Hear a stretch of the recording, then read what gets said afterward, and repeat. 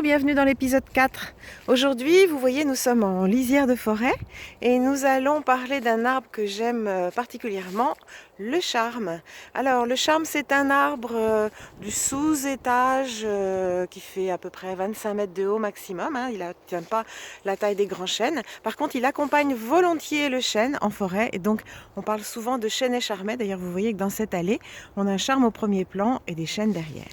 Alors, le charme, il est très reconnaissable parce que, outre que son écorce est assez lisse, gris clair, elle est cannelée. C'est-à-dire que si vous passez la main dessus, vous allez sentir comme des cannelures. Voilà.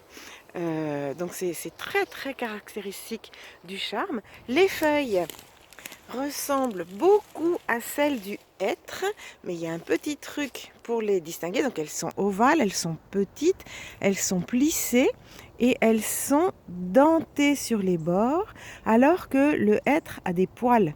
D'ailleurs, on dit très souvent hêtre à poils, charme à dents.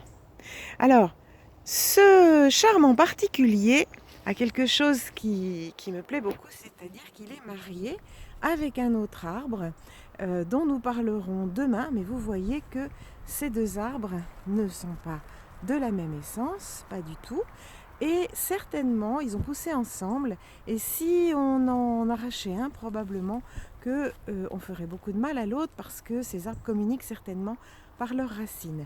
Voilà, en sylvothérapie, on dit que le charme est euphorisant, donc je vous souhaite pour votre journée de ce jeudi de faire un gros câlin à un charme. Très bonne journée.